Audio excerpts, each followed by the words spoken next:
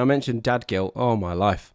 I've never really felt this before. Do you know people like go back to work and they say, oh, dad guilt? And I think my guilt is more that I'm just leaving my wife to it. Okay. I'm like, right, you're dealing with that now. It's not that I'm not there and I've got to do other stuff. It's more like you could use an extra pair of hands today and I'm not around. That's my guilt. But I had a whole different level of dad guilt. That you talk about unnecessary pain. Dear me. So our kids do a thing where I open the door for them to go to nursery, to go to the car, and they always run past the car and they run into the little bit of grass that we've got outside our house. It's a little thing they do. I go and get them in the car. This particular day, we had like World War III getting shoes on. And trying to get his shoes on. He didn't want the shoes, wanted different shoes, couldn't find those shoes, couldn't want to keep his coat on. I put your coat back on. And again, this is all very new to us. Normally it's, get your shoes, get your coat. He puts them on, he's ready at the door. Yeah. Dear me, this particular day was tough. Eventually, got out the door and they did the thing where they run off. And I said, right, back to the car. And he normally would go by himself. Today he didn't.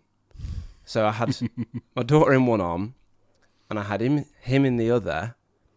And I tried to put him in the car one-handed. So I just swung him round, just bang, head on the side of the door. And I was just like, oh, flipping heck, like this is the last thing. And he's crying. And he hit his head pretty hard because I gave it a good swing in. But I just had a thing of, I really hope he doesn't think that's a consequence. Yeah. And I'm sure he doesn't. But all day, well, I'll say all day, for like the next few hours, I just kept thinking, I really hope he doesn't think I've whacked his head on the door. Because of the defiance. Because he wouldn't put his shoes on and because he ran off. I was just thinking, I really hope he doesn't think that. And I took him to nursery and I said, I've just hit his head on the door. If he complains about his head hurting, the fact that I told them that probably shows you how guilty I was feeling. Yeah. And the woman behind me went, oh, we've all done it. I was like, thank you. But yeah, I just thought, I really hope he doesn't think that was intentional. Yeah. I'm sure he doesn't. And even if he does, he wouldn't remember it because it was proper hard knocks to the head. It's so funny, isn't it? The stuff that we like wrap ourselves up around. Yeah. And like, it's when they get hurt, that's the worst. And especially if you've caused it, like that is the worst. Yeah. It's hard enough when they've hurt themselves and you weren't involved at all. Yeah. To know that actually you were part of that happening, it's horrible. And that's happened to me a few times. Yeah. Yeah. And then like my wife comes home and she says, oh, how's your day? Like, Daddy hit my head on the door. Oh no, just turning the knife. Yeah. I'd voice noted her. All this I've just said to you, I'd voice noted her and said it to her. Oh. I was just like, we've had an absolute time of it. And then after that, the whole shoe thing, I went to pick them up from nursery and I noticed that nursery staff workers do something so very brave.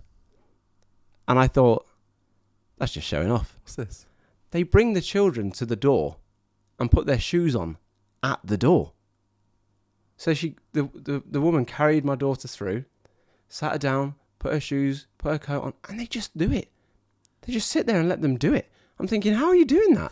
I had World War III kicking off this morning trying to put shoes on, and you just do it in front of everyone watching. The last thing I'd have wanted this morning, getting them ready for nursery, is a crowd, especially an invested crowd.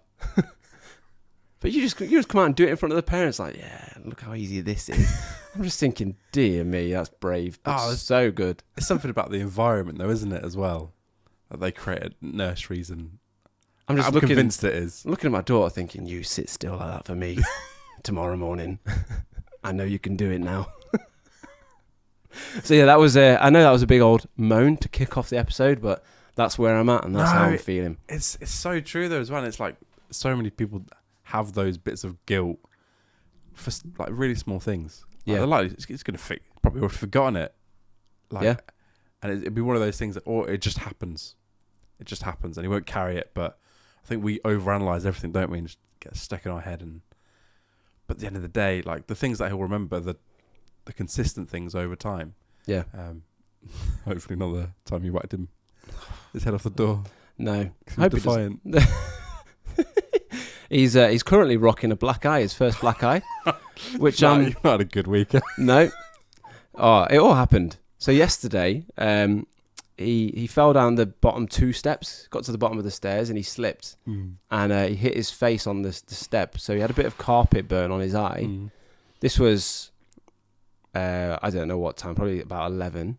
Then we went to some friend's house for lunch, and he said, "Oh, I'm going to go see Mark." It was Mark that was on the pod. Oh, nice.